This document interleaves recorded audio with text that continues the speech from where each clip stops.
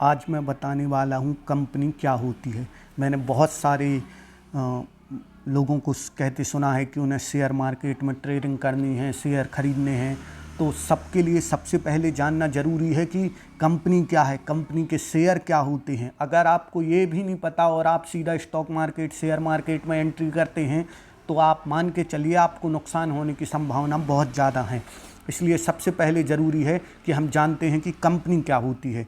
तो कंपनी का मतलब होता है एक आर्टिफिशियल पर्सन, मतलब एक कृत्रिम व्यक्ति। जैसे मैं और तुम एक व्यक्ति हैं, वैसे ही कंपनी भी एक कैसी कानूनी व्यक्ति बन जाती है, मतलब आर्टिफिशियल पर्सन बन जाती है, कृत्रिम व्यक्ति बोलते हैं उसको।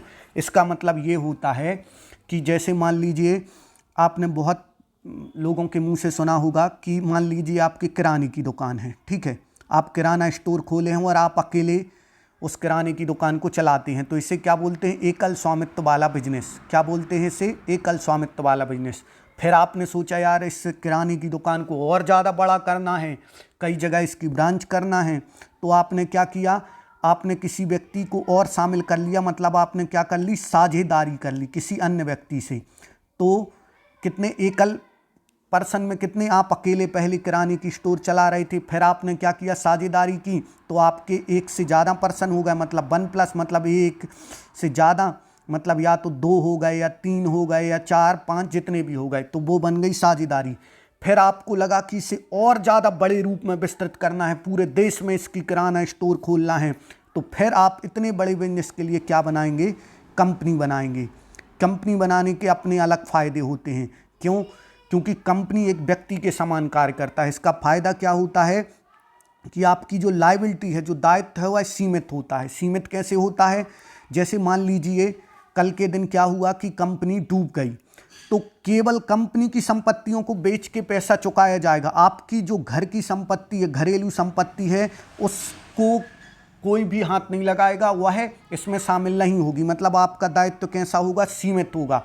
और परपेचुअल सक्सेसेशन मतलब होता है यह निरंतर चलने वाली होती है, मतलब इसके जो मालिक होते हैं वो बदलते रहते हैं, लेकिन कंपनी कभी नहीं मरती है।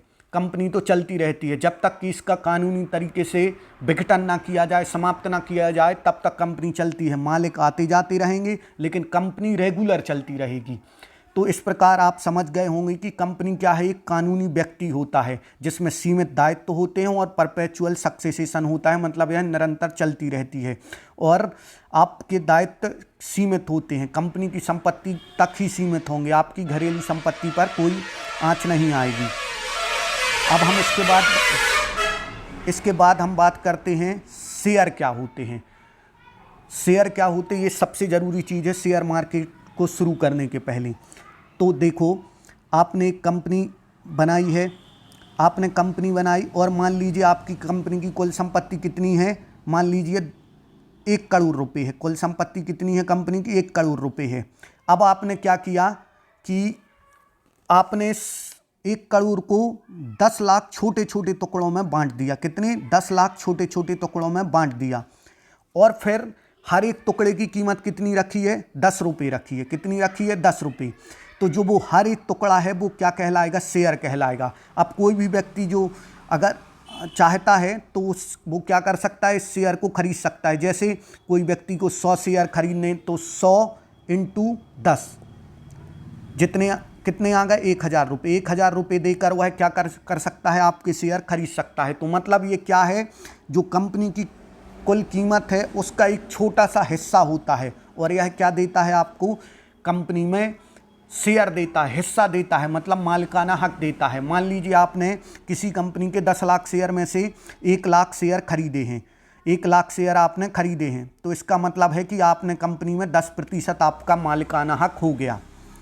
अब हम आगे बढ़ते हैं और देखते हैं कि अगर आपने शेयर खरीदा है तो आप कौन हुए? इन्वेस्टर हुए। तो इन्वेस्टर को क्या मिलता है? एक तो मालिकाना हक मिल जाएगा आपको, और दूसरा जो डिविडेंड क्या होता है? डिविडेंड मतलब होता है जो कंपनी को कुल लाभ हुआ। मान लीजिए 1 करोड़ की कंपनी है और उसको हर साल मान लीजिए 10 लाख रुपए का लाभ होता है या 5 लाख रुपए का लाभ होता है, तो जितना लाभ हुआ वह क्या कर सकती है, उस लाभ को बांट सकती है सभी शेयर होल्डर को, उतना दे सकती है। आपको उतना लाभांश मिलेगा, उतना मुनाफा मिलेगा जितने प्रतिशत के आपके पास शेयर हैं। जैसे मैंने अभी बताया था कि मान लीजिए आपके किसी कंपनी में 10% के बराबर शेयर हैं, तो आपको लाभांश कितना मिलेगा, 10%। कुल लाभ का जितना हिस्सा बांटा जा रहा है उसका 10% आपको मिल पाएगा। तो इसके बाद हम करते हैं कि शेयर के प्रकार कितने होते हैं, शेयर कितने टाइप के हैं। तो एक होते हैं इक्विटी शेयर, जिनमें मालिकाना हक मिलता है और वोटिंग राइट मिलता है, जबकि जो प्रेफरेंस शेयर होते हैं इन्हें डिविडेंड मतलब लाभ का हिस्सा पहले पाने का अधिकार है। पहले प्रेफरेंस शेयर को मिलेगा, प्रेफरेंस मतलब पूर्व अधिकार, पहले प्रेफरेंस शेयर को लाभ का हिस्सा मिलेगा, फिर इक्विटी शेयर को लाभ का हिस्सा मिलेगा। ठीक है, अब हम आगे बढ़ते हैं। अब हम सबसे ज़रूरी चीज़ जानते हैं कंपनी की लिस्टिंग के बारे में। अपन ने देख लिया, कंपनी हो गई, कंपनी के शेयर हो गए।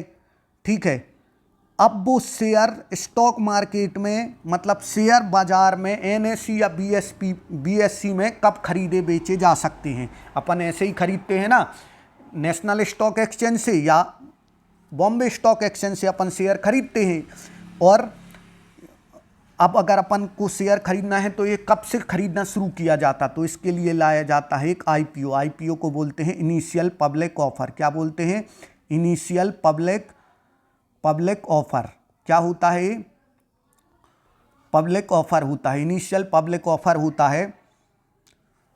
अब IPO जब आता है तो क्या होता है कि जो कंपनी होती है वो क्या करती है, अपने जो शेयर हैं, कंपनी के जो शेयर होते हैं वह क्या करती है, NSE या BSE जिन्हें स्टॉक एक्सचेंज बोलते हैं, उन पर रजिस्ट्रेशन कराती है। जैसे मान लीजिए आपने आज एक कंपनी स्टार्ट की थी, आपने उसके शेयर बन गए उसके, अब शेयर को अपन को NSE या BSE मतलब स्टॉक मार्केट में, स्टॉक एक्सचेंज में क्या कराना है, रजिस्टर्ड कराना है। तो हम सबसे पहले क्या लाएंगे, IPO लाएंगे। IPO का मतलब है इनिशियल पब्लिक ऑफर, मतलब हम पब्लिक को किसके माध्यम से, NSE या BSE स्टॉक एक्सचेंज के माध्यम से क्या करेंगे, पब्लिक को ऑफर देंगे कि आप हमारे शेयर खरीद लो और आप भी हमारी कंपनी में हिस्सेदारी लो। तो जैसे ही उन शेयर की लिस्टिंग हो जाती है, लिस्टिंग होना मतलब वह है रजिस्टर्ड हो गए हैं किस पर, NSE या BSE पर।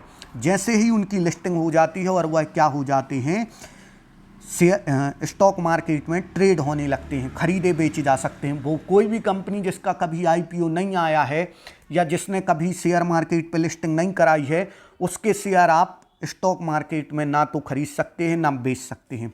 अब हम बात करते हैं लिस्टिंग की स्टेप बाय स्टेप। तो सबसे पहले क्या करना पड़ता है, IPO लाना पड़ता। कंपनी पहली बार जनता के सामने आती हो और कहती है हमें पैसा दो और हमारी कंपनी के शेयर ले लो। फिर कंपनी जब ऑफर देती है तो आपको क्या होता है, अगर आपने शेयर खरीदे हैं तो आपके डीमैट अकाउंट में क्या होंगे, वो शेयर आ जाएंगे। आप कंपनी को पैसा दे देंगे और कंपनी आपको शेयर दे देगी। और जिस दिन लिस्टिंग हो जाएगी कंपनी की, जो लिस्टिंग डे होगा, उस दिन से आप नेशनल स्टॉक एक्सचेंज या बॉम्बे स्टॉक एक्सचेंज पर इन शेयरों को खरीद बेच सकते हैं। जैसे और इनके प्लेटफॉर्म कौन से हैं, जैसे ग्रो पे खरीद सकते हैं, जीरोधा पे, एंजल वन पे, किसी पर भी आप खरीद सकते हैं या बेच सकते हैं। फ़ायदा क्या है, लिस्टिंग के बाद कंपनी एक बड़ा कैपिटल मिल जाता, वो पूरी पब्लिक को इनवाइट कर सकती है कि आप हमारे शेयर खरीदो और हमसे हमारी कंपनी में क्या बनूं, हिस्सेदार बनूं। ठीक है दोस्तों, इसमें हमने ये समझा कि कंपनी क्या होती है, कंपनी के शेयर क्या होते हैं और वह शेयर कब से ट्रेड किए जा सकते हैं, कहाँ पर ट्रेड होते हैं।